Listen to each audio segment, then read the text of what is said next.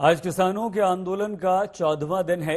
छठे दौर की बातचीत से पहले कल रात गृह मंत्री अमित शाह किसानों को मनाने के लिए सामने आए थे, लेकिन अमित शाह किसानों को मनाने में नाकाम रहे। आज शाम 5 बजे विपक्ष के 5 नेता राष्ट्रपति से मिलकर किसानों की बात उनके सामने रखेंगे।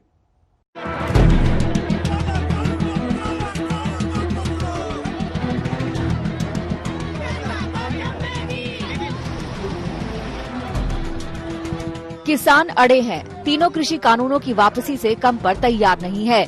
कल देर रात गृह मंत्री अमित शाह के साथ 2 घंटे चली किसान नेताओं की बैठक भी बेनतीजा रही। सरकार ने साफ किया, कानून वापस नहीं लिया जाएगा। अलबत्ता सरकार संशोधन प्रस्तावों को लिखित रूप में देने के लिए तैयार जरूर हो गई है।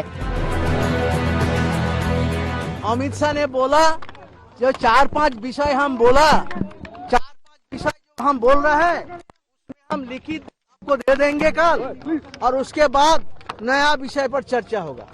मगर हम बोला ये 5 दिन से वही एक ही बात चर्चा होगा, नया बात लिखिए कि क्या दो रहा है। तो इसलिए हमारा कोई भरोसा नहीं है ये इसमें, मगर लिख के देंगे मगर कल हम देख लेंगे क्या लिख के देंगे। मगर हमारा अगले मीटिंग में जाएंगे क्या नहीं जाएंगे कल तय कर।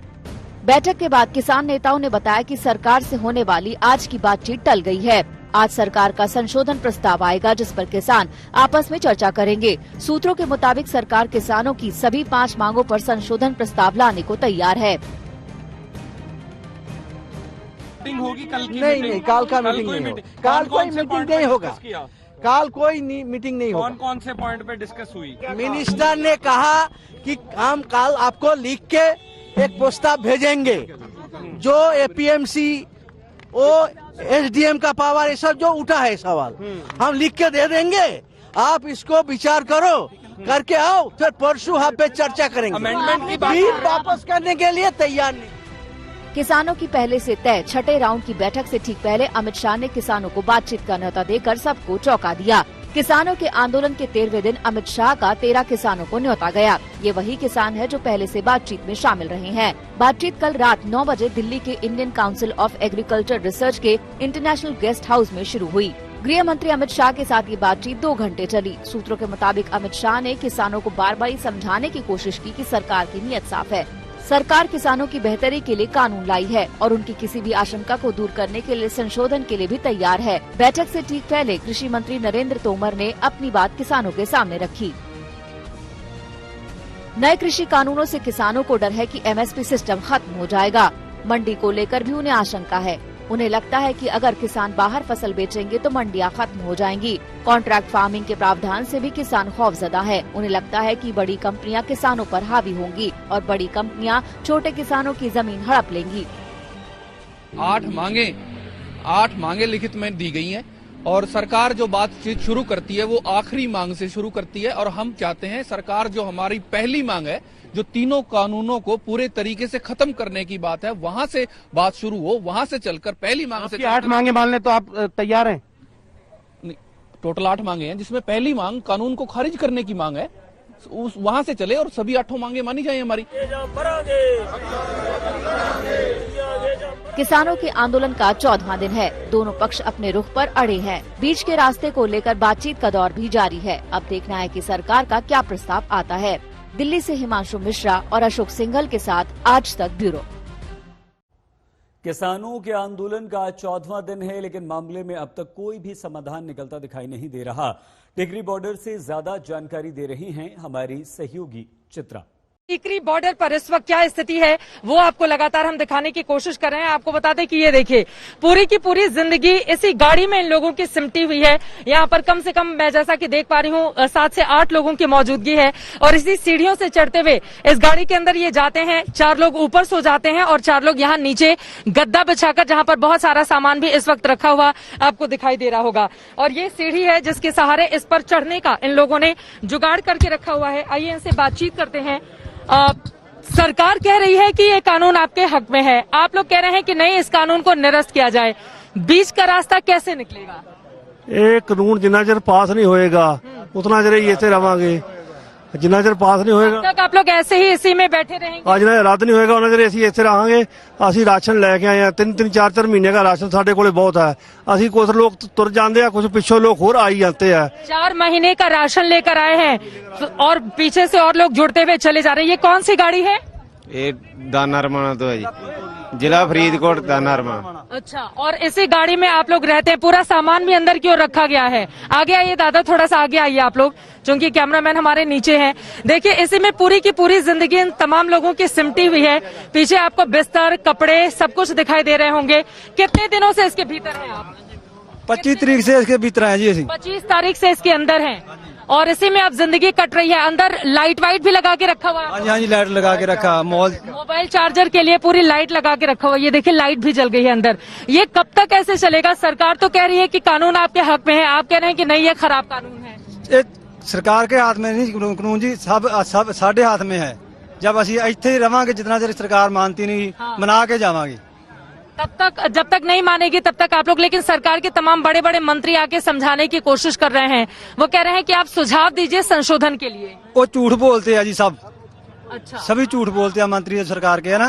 ऐसे आते थोड़े लिए ठीक है, पर साढ़े लिए ठीक हुए तो ਅਸੀਂ कैसे ऐसे ਇੱਥੇ आना ਸੀਗਾ। अगर मान लीजिए नहीं मानती है, फिर क्या करेंगे आप लोग? नहीं मानेगी सरकार, क्या करेंगे आप? ਇੱਥੇ ही रवांगे जी ਅਸੀਂ। हाँ, मना के जावांगे। अंदर क्या क्या सामान रखा हुआ है आपके? हाँ जी, अंदर क्या क्या सामान है? अंदर सारा खाने पीने का सामान सब है जी। सब बिस्तरा भी है साढ़े को, सबको आटा भी है। देखिए, ये गाड़ी है और इसके भीतर जिंदगी किस तरह से बीते 25 तारीख से लगातार चल रही है। अब आगे क्या होगा ये देखना महत्वपूर्ण रहेगा, लेकिन फिलहाल यहाँ पर सरकार जो समझाने की कोशिश कर रही है वो बातें समझने के लिए किसान तैयार नहीं है। बीच का रास्ता कैसे निकले, ये अपने आप में बड़ा सवाल है। कैमरा पर्सन अमित के साथ चित्रा त्रिपाठी, टीकरी बॉर्डर, दिल्ली आज तक। बंगाल की लड़ाई भी आगे बढ़ रही है। बीजेपी अब ममता बनर्जी के घर में घेराबंदी कर रही है।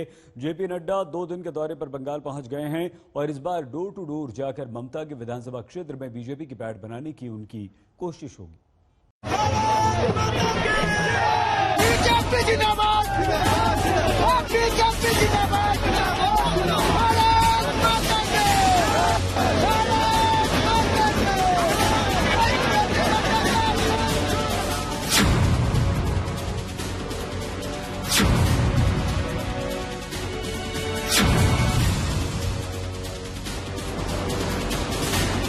तारीख के साथ ही बंगाल में सियासी तनातनी भी बढ़ रही है।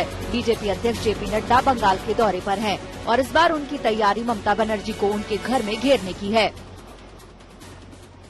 बीजेपी के राष्ट्रीय अध्यक्ष जेपी नड्डा पश्चिम बंगाल के 2 दिवसीय दौरे पर हैं। दोपहर के बाद से जब इस दौरे की शुरुआत होगी तो क्या क्या होगा आपको बता दें। सबसे पहला कि चुनावी कार्यालय जो होगा बीजेपी का पश्चिम बंगाल के लिए, उसमें पूजन अर्चन होगा और उद्घाटन भी किया जाएगा।